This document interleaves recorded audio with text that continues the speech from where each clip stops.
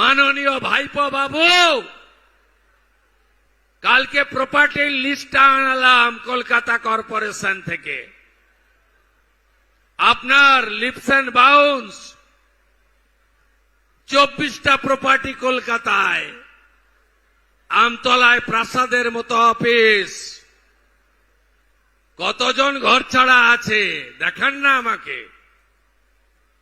কি করেছেন আপনারা আমরা জানি না।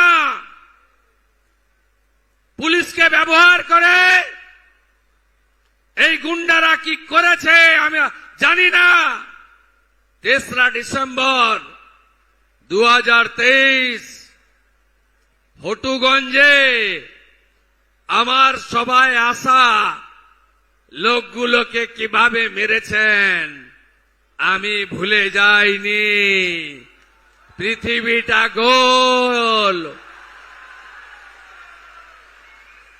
চিরদিন কাহারও সমান নাহি যায়। কি দারুণ ব্যাপার না? একবার ভাবুন যে মুখ্যমন্ত্রীর মানে যে পাওয়ার দরকার, মানে যে প্রশাসন কন্ট্রোলে দরকার, সেই প্রশাসনকে কন্ট্রোলে নিয়ে পাওয়ারে বসে যখন এই ডায়লগটা দেওয়া হয় যে কি মানে পৃথিবীটা গোল, কারোর দিন কিন্তু সমান যায় না।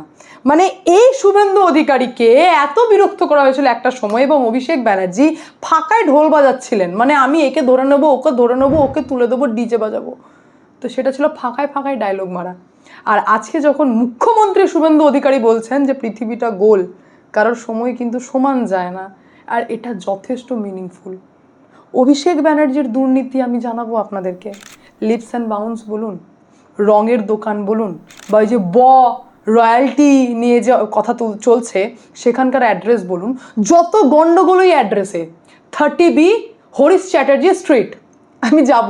কিন্তু তার আগে আমি আপনাদেরকে জানাই, অলরেডি বলতে পারেন যে বদলা নেওয়া শুরু হয়ে গেছে। বদলাটা ইম্পর্টেন্ট বিষয় না, এখানে বদলা শব্দের ব্যবহারটা ভুল হয়ে গেল।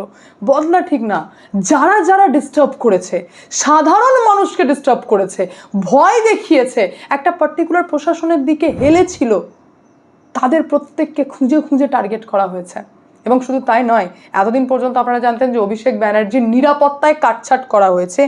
এইবার খবর আসছে যে বিষয়টা শুধু অভিষেক ব্যানার্জির মধ্যে আটকে নেই, এইবার টার্গেট করেছেন রাজীব কুমার সহ, শোভনদেব চট্টোপাধ্যায়, কুণাল ঘোষ সহ আরও 10 জন এরকম প্রাক্তন মন্ত্রী রয়েছেন যারা এক্সট্রা নিরাপত্তা নিতেন, লোক দেখানি নিরাপত্তা আপনারা বলতে পারেন।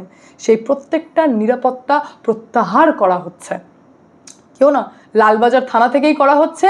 এবং সব থেকে মজার বিষয় হচ্ছে এই রাজীব কুমারকে নিয়ে, যাকে নিয়ে একটা সময় শুভেন্দু অধিকারী বলেছিলেন যে ভাই ব্যাগ গুছিয়ে রাখো, আমি ছাড়বো না। এত অত্যাচার করা হয়েছিল রাজীব কুমারের দিক থেকে যে শুভেন্দু অধিকারী কমিশনের কাছে পর্যন্ত উপস্থিত হয়েছিলেন যে ইনি নিরপেক্ষ নন, ইনি সঠিক কাজ করছেন না। আর আজ সব থেকে বড় খবর হচ্ছে সেই রাজীব কুমার প্রাক্তন ডিজি থাকা সত্ত্বেও যা যা ফেসিলিটিস দরকার তিনি কোনোটিই পাবেন না, এবং এক্সট্রা যে নিরাপত্তা দেওয়া রয়েছিল সেটাকেও প্রত্যাহার করলেন শুভেন্দু অধিকারী। এই তো সবে শুরু। যারা এক্সট্রা ফেসিলিটিস নিয়েছে, যারা সরকারের টাকাকে বাপত্তি সম্পত্তি ভেবেছে, যারা সরকারের নিরাপত্তাকে নিজের বাবার বাড়ির নিরাপত্তা ভেবেছে, তাদের প্রত্যেকের বিরুদ্ধে অলরেডি স্টেপ নেওয়া শুরু হয়েছে। আর রাজীব কুমারের ক্ষেত্রে তো বড় বড় বিষয় রয়েছে, আর শুভেন্দু অধিকারী আবার কোনো কিছু ভোলেন না, ওনারা আবার সব মনে থাকে। কিন্তু আজকে আমি আপনাদের সামনে যে বিষয় এসেছি সেটা আরও মারাত্মক দুর্নীতি, যে দুর্নীতির কথা শুনে আমি নিজে অবাক হয়ে গেলাম। যে এই যে আমরা বলি ভাইপো চোর, মমতা চোর, ওই কলকাতায় ঢুকলে বাস স্ট্যান্ডে গেলে ওই যে লোগো ওই লোগোই সব থেকে বড় জিনিস যা প্রমাণ করে যে ভাইপো কতটা চোর আর মমতা ঠিক কতটা চোর। আমি চোর বলছি কারণ এটা চুরি ছাড়া কিছু না। আর এই বুদ্ধি অভিষেক ব্যানার্জির মাথা থেকে আসা না, এটা কেউ ডেফিনেটলি দিয়েছেন অভিষেক ব্যানার্জিকে, যেটাকে অ্যাপ্লাই করে এত বড় প্রাতিষ্ঠানিক দুর্নীতি যে বলা হয়, এটাই হচ্ছে তার মানে কয়লা চুরি, বালির চুরি, গরু চুরি, এটা হচ্ছে মানে রয়্যালটি চুরি। আপনারা ভাবতে পারছেন যে দুর্নীতি কোন জায়গায় গেলে সরকারকে কাজে লাগিয়ে সরকারি টাকাকে নিজের করা যায়, তার জলজান্ত এক্সাম্পল হচ্ছে এই লোগো। বিষয়টা হচ্ছে যে যখন মমতা ব্যানার্জি লিখে ফেলেছিলেন বলেন তিনি এঁকেছিলেন কিন্তু আঁকা যায় না, লেখা যায়। মমতা ব্যানার্জি লিখেছিলেন এবং সেখান থেকে অভিষেক ব্যানার্জি শুরু করলেন স্টার্টিং যে এটা হচ্ছে বাম্পার জিনিস, অর্থাৎ বাংলাকে পুরো বয় মুড়িয়ে দাও, যেমন নীল সাদা রঙে মুড়িয়ে দাও সেরকম বাংলাকে পুরো বয় মুড়িয়ে দাও। এবং অভিষেক ব্যানার্জি সেই বয়ের ওপর, এবার যেহেতু মমতা ব্যানার্জির কে নিজের বলবেন তাহলে পেটেন্ট করাতে হবে, পেটেন্ট করাতে গেলে কি করতে হবে, ট্রেডমার্ক রেজিস্টার করাতে হবে। অভিষেক ব্যানার্জি আবেদন করেন, অভিষেক ব্যানার্জি সহ আরও দুজন আবেদন করেন। শোনা তো এটাও যায় যে বাকি দুজন যারা আবেদন করেছিলেন তারাও অভিষেক ব্যানার্জিরই লোক ছিল, মানে একদম প্ল্যানিং করা সরকারি সিস্টেমের মধ্যে ঢোকার চেষ্টা করেছেন অভিষেক ব্যানার্জি। যে লোগোর পেটেন্ট অভিষেক ব্যানার্জি নিচ্ছিলেন 2013 সালের ঘটনা এটা, তখন অভিষেক ব্যানার্জি কিন্তু সাংসদ নন, অর্থাৎ অভিষেক ব্যানার্জি কি তো কেউই নন। মমতা ব্যানার্জি সরকার এলেন 2011-তে। 2014 সালে একটি সরকারি সংস্থার তৈরি হয় যেটার নাম হচ্ছে বিশ্ব বাংলা মার্কেটিং কর্পোরেশন লিমিটেড। এই হচ্ছে বিশ্ব বাংলা মার্কেটিং কর্পোরেশন লিমিটেড, যা গোটা রাজ্যে বলতে পারেন এই লোগোর মাধ্যমে ব্র্যান্ডিং করা হচ্ছিল। এই কোম্পানিকে, সরকারি সংস্থাকে ব্র্যান্ডিং করা হচ্ছিল। মজার বিষয় হচ্ছে কোম্পানি খুলল 2014-তে সরকারি সংস্থা, আর লোগো ব্যবহার করা হচ্ছে 2013 সালে, যেটা অভিষেক ব্যানার্জি অ্যাপ্লাই করেছেন সেইটা। শুধু এখানেই আটকে নেই, একবার বিষয়টা ভাবুন যে বিশ্ব বাংলা মার্কেটিং কর্পোরেশন লিমিটেড হচ্ছে সরকারি সংস্থা, আর সে ব্যবহার করছেন একজন ব্যক্তি বিশেষের তৈরি করা প্রাইভেট বেসরকারি সংস্থার লোগো। এটা হচ্ছে সব থেকে বড় দুর্নীতি। এখান থেকে হচ্ছে স্টার্টিং, অর্থাৎ যতবার যে কোনো সরকারি অফিস বলুন বা কনফারেন্স বলুন বা মিটিং বলুন, যেখানে এই লোগো ইউজ করা হবে তার সব টাকা সরকার যেটা দেবে, কারণ এটা সরকারি সংস্থা না, সরকারকেই দিতে হবে টাকাটা। তো সেই টাকাটা যাবে কোথায়? সরাসরি অভিষেক ব্যানার্জির অ্যাকাউন্টে, কারণ অভিষেক ব্যানার্জি এই লোগোটি ব্যবহার করার রয়্যালটি পাবে। দুর্নীতি এইখান থেকে শুরু হয়। যখন বেশ কিছু রেপুটেড মিডিয়া, এই কাজগুলি কিন্তু মিডিয়াই করে থাকে, যখন বেশ কিছু রেপুটেড মিডিয়া ধরে ফেলেছিল যে আরে বাপরে, এই লোগো যা গোটা পশ্চিমবঙ্গে ব্যবহার করা হচ্ছে, যে কোনো সামান্য একটা পার্ক করলেও সেখানে লোগো ব্যবহার করা হচ্ছে, এটার তো মানে ট্রেডমার্ক কার নামে রয়েছে? তো জানা যাচ্ছে অভিষেক ব্যানার্জির নামে রয়েছে। বিষয়টি ছাপা স্টার্ট হয়, যথেষ্টভাবে হাইলাইট হয়, আর বেশি দিন নয়, বাঙালি বহুত বুদ্ধিমান, 2014 সালেই কিন্তু এটা স্টার্ট হয়ে যায়, যেটা অভিষেক ব্যানার্জির ট্রেডমার্ক, এটা লোগো অভিষেক ব্যানার্জি, যা ব্যবহার করছে মুখ্যমন্ত্রী সততার প্রতীক প্রাক্তন মমতা ব্যানার্জি, যেটা ব্যবহার করে একটা দুর্নীতি করার চেষ্টা করছে। এটা আভাস আসতে লেগেছিল। সঙ্গে সঙ্গে মমতা ব্যানার্জি একদম নবান্ন থেকে প্রেস কনফারেন্স ডেকে, মানে তখন তো ধরুন দিদির সেই রমরমা ব্যাপার, মানে সততার প্রতীক, তো দিদি সঙ্গে সঙ্গে নবান্নে প্রেস কনফারেন্স ডেকে বলে দিলেন যে 2014 এই ঘটনাটি যখন ফাঁস হয়েছে তখন বলে দিলেন যে আবেদনকারীর আবেদন আমি প্রত্যাহার করছি। মমতা ব্যানার্জি বলছেন যে আবেদনকারীর আবেদন আমি প্রত্যাহার করলাম, এবং যে ব্যবসাদার এটা করেছে সে হচ্ছেন অসৎ এবং প্রতারক ব্যবসাদার। অর্থাৎ সরকার বলছে, সরকার এটা লিখিতভাবে বলেছেন অভিষেক ব্যানার্জিকে সরকার বলছেন যে উনি হচ্ছেন অসৎ এবং প্রতারক ব্যবসাদার, আমি এই আবেদন প্রত্যাহার করলাম। যখন এই সিদ্ধান্ত নবান্ন থেকে প্রেস কনফারেন্স করে মমতা ব্যানার্জি বলে দিলেন, এবং সঙ্গে সঙ্গে তারপরই ট্রেডমার্ক রেজিস্ট্রি দপ্তর থেকে এটার উত্তর চাওয়া হলো। সমস্ত কিছুর প্রোটোকলস রয়েছে, এবার সরকারকে উত্তর দিতে হবে যে সরকার কেন এই লোগোটা প্রত্যাহার করছে, এটা সরকারিভাবে জমাটমা হবে। তো মমতা ব্যানার্জি 2.5 বছর কিছু বললেনই না। সেই দিন ছিল এই সরকারের পতনের দিন, যেদিন মমতা ব্যানার্জি নিজের চোখে দেখেছিলেন যে অভিষেক ব্যানার্জি এত বড় দুর্নীতি করেছে, তাও আবার সরকারি টাকাকে নিজের বাড়ির টাকা হিসেবে, মানে একটা ব্যবহার করার সিস্টেমেটিক দুর্নীতির মধ্যে অভিষেক ব্যানার্জি নিজে ঢুকে রয়েছে। সেই দিন যদি কড়া হাতে শাসন করতেন, তাহলে রাতারাতি বিজেপি সরকার আসতেই তৃণমূলের সবাই বিজেপিতে ঝাঁপিয়ে পড়তো না, কারণ এই দলের আদর্শই ছিল যে নিজের পরিবারকে, নিজের পরিবারের মেম্বারের ভবিষ্যৎ সঠিক করো, নাকি পশ্চিমবঙ্গের মানুষের ভালো খারাপ দেখো।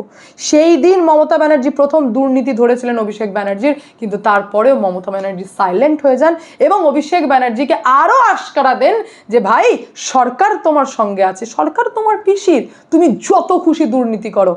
দুর্নীতি হচ্ছে, আপনারা কি মনে করছেন যে তখন শুভেন্দু অধিকারী যখন তৃণমূলে ছিল তখন উনি জানতেন না? জানতেন। মুকুল রায় জানতেন, মদন মিত্র জানতেন, যারা যারা মমতা ব্যানার্জির সঙ্গে যুক্ত ছিল তারা প্রত্যেকেই জানতে পেরে গেছিলেন যে এটা মারাত্মক দুর্নীতি করা হচ্ছে। কিন্তু ওই যে যেমন গোটা রাজ্যকে নীল সাদা রং করা হচ্ছে, টেন্ডার যখন কোনো কোম্পানি পেয়ে থাকে সরকারি, তখন সরকার প্রথমেই টাকা দেয় না, কাজ কমপ্লিটের পর ধীরে ধীরে কিস্তিতে টাকা দেয়। কিন্তু এই অভিষেক ব্যানার্জির যেহেতু রঙের দোকান, তাই অভিষেক ব্যানার্জি টেন্ডার পেলেই অ্যাডভান্সে সরকার টাকা দিয়ে দিত। এই সমস্ত কিছু কিন্তু ধীরে ধীরে তৃণমূলের প্রত্যেকটা উচ্চ বর্গের যারা নেতা, যারা এই দলটাকে তৈরি করেছে, তাদের কাছে ওপেন হয়, কিন্তু মুখ বন্ধ রাখে।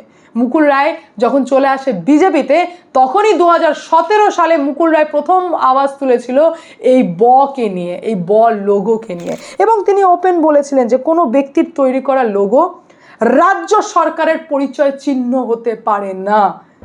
যখন এই কথাটি ওপেন করেন, তখন গোটা রাজ্য জুড়ে হাহাকার লেগে যায় এবং লোগোর ওপর প্রত্যেকটা মানুষের চোখ পড়ে যায় যে কি ব্যাপার। অভিষেক ব্যানার্জি ওপেন বিষয়টাকে অস্বীকার করে, এবং তখনও মমতা ব্যানার্জি যখন দ্বিতীয়বার ভাইপো ফাঁসছে, তখনও মমতা ব্যানার্জি ওপেন বিধানসভায় দাঁড়িয়ে, যে বিধানসভায় মানে বলতে পারেন যে শুভেন্দু অধিকারী শপথ নেওয়ার আগে পর্যন্ত লাইভ টেলিকাস্ট চলতো না, সেই বিধানসভায় মমতা ব্যানার্জি ওপেন দাঁড়িয়ে বলেছিলেন যে অভিষেক ভুল নয়, অভিষেকের কোনো দোষ নেই, আমি ব্যক্তিগতভাবে লোগোটি দিয়েছি, আমি ব্যক্তিগতভাবে লোগোটি রয়্যালটি ছাড়াই, মানে আমি নাকি রয়্যালটি নিই না, আমি রয়্যালটি ছাড়াই সরকারকে এটা ব্যবহার করার অনুমতি দিচ্ছি।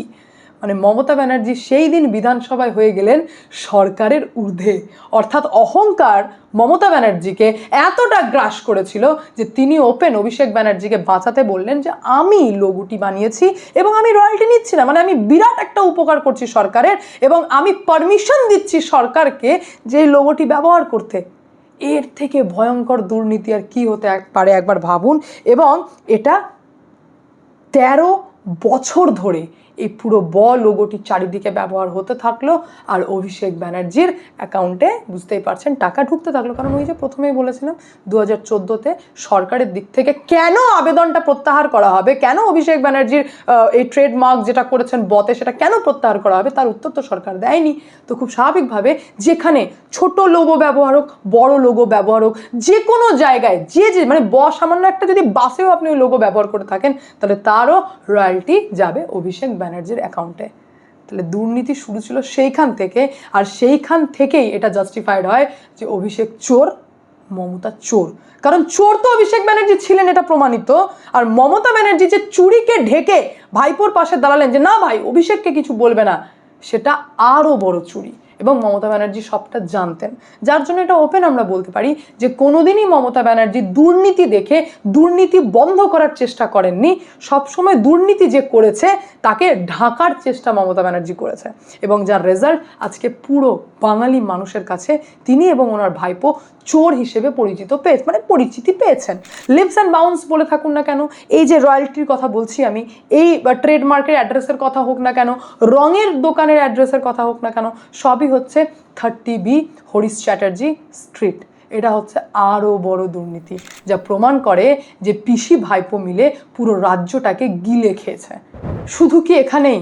ভাবতে পারছেন যে চুরি করতে করতে রাজ্যতে এই পিসি ভাইপোর যারা চেলা রয়েছে, মানে নিচের তলার কর্মীরা রয়েছে, তারা পর্যন্ত 1 ইঞ্চি মানে কি বলবো, আমি ভাষা খুঁজে পাচ্ছি না যে এদেরকে আমি কি করে জাস্টিফাই করব, মানে কিভাবে এক্সপ্লেন করব।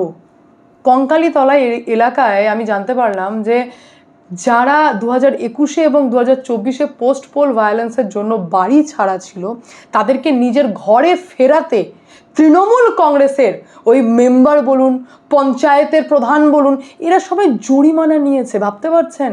মানে যে ব্যক্তি ভয় নিজের বাড়ি ছেড়েছে, তারই বাড়ি। তো তৃণমূল বলছে হ্যাঁ ঠিক আছে ভাই, তোকে তোর বাড়িতে থাকতে দেবো, তুই 50,000 টাকা দে, তোকে তোর বাড়িতে থাকতে দেবো, তুই 1 লাখ টাকা দে। এইভাবে 50,000 থেকে 1.5 লক্ষ টাকা পর্যন্ত জরিমানা নেওয়া হয়েছে যারা পোস্ট পোল ভায়োলেন্সের শিকার যারা ঘর ছাড়া হয়েছিল। আর এটা হচ্ছে কঙ্কালীতলার এরিয়ার ঘটনা, যেখানে কাজল ঘনিষ্ঠ মানে শুভেন্দু অধিকারী শপথ নিতেই প্রত্যেকেই কিন্তু লাইনে চলে এসছে। মানে কতটা ভয় ধরেছে একবার ভাবুন।